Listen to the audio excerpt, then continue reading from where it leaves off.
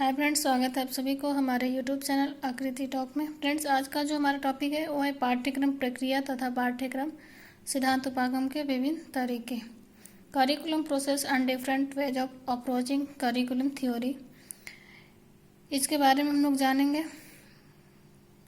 शिक्षा एक गतिशील प्रक्रिया है। जो शिक्षा है वो गतिशील प्रक्रिया है। इसका प्रमुख उद्देश्य बालक में अंतर्निहित शक्तियों का सर्वांगीण विकास करना है। इसका जो उद्देश्य है वो बालक में जो अंतर्निहित जो शक्तियाँ हैं उसको विकास करना है। इस प्रक्रिया को गतिशील बनाए रखने के लिए आवश्यक है कि शिक्षा के क्षेत्र में पाई जाने वाली रूढ़ियों को और परंपराओं को समाप्त किया जाए तथा नवीन शैक्षिक सिद्धांतों और विधियों का प्रतिपादित किया जाना चाहिए।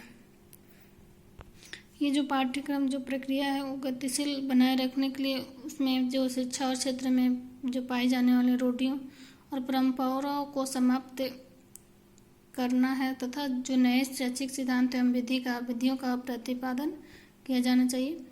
शिक्षा के क्षेत्र में सर्वाधिक महत्व इसके पाठ्यक्रम का होता है। यह पाठ्यक्रम को दोषों से बहुत मुक्त रहने के लिए उसका विकास एवं शोधन किया जाता है। पाठ्यक्रम विकास की प्रक्रिया की प्रमुख प्रवृत्तियां निम्नलिखित हैं। पहला पॉइंट है अधिगम प्रक्रिया में परिवर्तन। यह जो अधिगम सीखने की जो प्रक्रिया है उसमें परिवर्तन होता रहता है। और शिक्षा में व्यवसायीकरण। तीसरा पॉइंट है पाठ्यक्रम को अधिक व्यापक बनाना। और चौथा है पाठ्यक्रम विकास में केंद्रीय प्रभाव की वृद्धि और भविष्य पर विशेष दृष्टि। आगे बढ़ेंगे। पहला पॉइंट है जो अधिगम प्रक्रिया में परिवर्तन है, उसके बारे में डिस्कस करेंगे। इसका मीनिंग है change in the learning process. आधुनिक युग में शिक्षा के क्षेत्र में मनोविज्ञान को बढ़ते प्रभाव के फलस्वरूप संपूर्ण अधिगम की अवधारणा में ही परिवर्तन आ चुका है। अधिगम शिक्षण की संपूर्ण प्रक्रिया बालों को केंद्र में रखकर पूर्ण की जाती है। पाठशालाएं, अध्यापक, पाठ्यक्रम, परीक्षा, पुस्तकें आदि बालक के विकास का साधन मानी जाती है। जो पाठशाला स्कूल है उसमें अध्यापक, पाठ्यक्रम, परीक्षा, पाठ्य पुस्तकें इसमें जो बालक के विकास का साधन मानी जाती है। बालकों के सर्वांगीण विकास हेतु विद्यालयों में सांस्कृतिक, साहित्यिक कार्यक्रम, वाद विवाद प्रतियोगिता, नाटक, खेलकूद आदि का आयोजन किया जाता है। जो बालकों का जो सर्वांगीण विकास के लिए हम लोग प्रतियोगिता, नाटक, खेलकूद ये सब का प्रतियोगिता ये सब स्कूलों में आयोजन किया जाता है। बालकों के अधिगम हेतु अनेकों शिक्षानवीय रचनाओं का प्रयोग किया जा रहा है। बालक अनेकों शैक्षिक उपकरणों की सहायता से अधिगम कर रहे हैं, जैसे चलचित्र, radio, television, gramophone, tap recorder, slide, computer आदि। ये जो चलचित्र, रेडियो वगैरह है इसके सहायता से जो बच्चे कुछ अधिगम कर रहे हैं, सीख रहे हैं। दूसरा पॉइंट है शिक्षा में व्यवसायीकरण, वोकेशनलाइजेशन ऑफ एजुकेशन।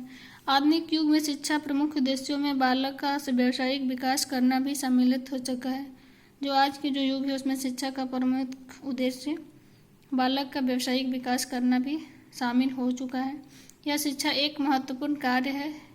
वह बालक का आत्मनिर्भर होना सिखाए तथा इस योग्य बना सके कि वह अपना जीविकोपार्जन कर सके।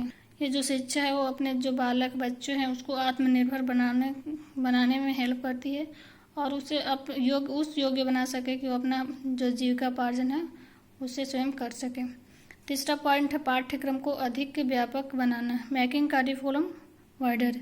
मनुष्य की ज्ञान प्राप्त करने की जिज्ञासा बढ़ती जा रही है। शिक्षा अनेकों स्तर में बटी हुई है, जैसे प्राथमिक शिक्षा, माध्यमिक शिक्षा, उच्च शिक्षा, व्यावसायिक शिक्षा, प्राविधिक शिक्षा, प्रौढ़ शिक्षा, नारी शिक्षा, विशिष्ट बालकों की शिक्षा आदि। शिक्षा के अन्य विषयों के साथ ही संबंध बढ़ते जा रहे हैं, जिसके परिणाम स्वरूप शिक्षा के अनेकों शाखाओं का जन्म हुआ है। इसका उदाहरण है शिक्षा का समाजशास्त्र, शिक्षा दर्शन शिक्षा, मनोविज्ञान, शिक्षा का योजना व अर्थशास्त्र आदि। जो मनुष्य की ज्ञान प्राप्त करने की जो जिज्ञासा है वो दिन पर दिन बढ़ती जा रही है, इसलिए शिक्षा को अनेक स्तरों में बांटा गया है। और आगे चौथा पॉइंट पाठ्यक्रम विकास में केंद्रीय प्रभाव की वृद्धि, more central control in curriculum development. भारतीय संविधान में पहले शिक्षा को राज्य सूची में रखा गया था। जो भारतीय संविधान को शिक्षा है उसके पहले राज्य सूची में रखा गया था, परंतु बाद में इसे समवर्ती सूची में शामिल किया है। इसके परिणाम स्वरूप शिक्षा व पाठ्यक्रम पर केंद्रीय नियंत्रण अधिक हो गया है। राष्ट्रीय शिक्षा नीति का निर्माण भी शिक्षा पर बढ़ते केंद्रीय नियंत्रण का परिणाम है। शिक्षा एवं पाठ्यक्रम का केंद्रीय प्रभाव भारत पर ही नहीं बल्कि अन्य देशों में भी देखा जा सकता है। 5वां पॉइंट है भविष्य पर विशेष दृष्टि, स्पेशल व्यू ऑन फ्यूचर। पाठ्यक्रम का निर्माण व विकास की आवश्यकताओं के अनुसार किया जाता है। साथ ही बालक के भावी जीवन एवं भविष्य को भी ध्यान में रखा जाता है।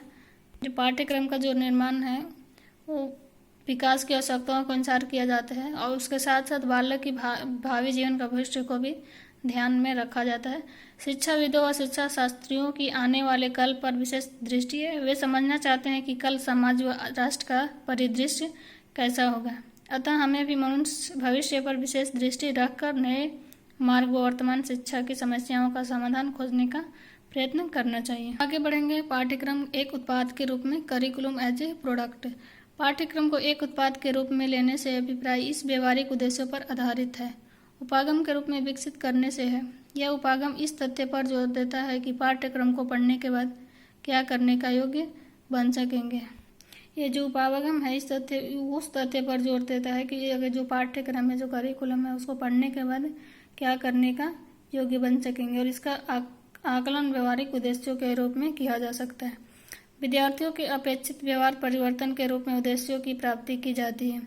उद्देश्यों का निर्धारित करना इस उपागम का मुख्य भाग है। छात्रों के व्यवहार परिवर्तन का ज्ञान मूल्यांकन द्वारा होता है। पाठ्यक्रम को एक उत्पाद के रूप में निर्माण हेतु निम्नलिखित सोपानों का अनुसार किया जाता है। पहला पॉइंट है आवश्यकताओं का निदान, उद्देश्यों का प्रतिपादन, विषय वस्तु का चयन, विषय वस्तु का संगठन, अधिगम अनुभवों का चयन, अधिगम अनुभवों का संगठन। आगे पाठ्यक्रम का एक प्रक्रिया के रूप में, करिकुलम एज ए प्रोसेस। पाठ्यक्रम को प्रक्रिया के रूप में होने का अर्थ यह है कि पाठ्यक्रम एक व्यावसायिक वस्तु नहीं है बल्कि वह अध्यापकों तथा ज्ञान के बीच अंतः क्रिया है।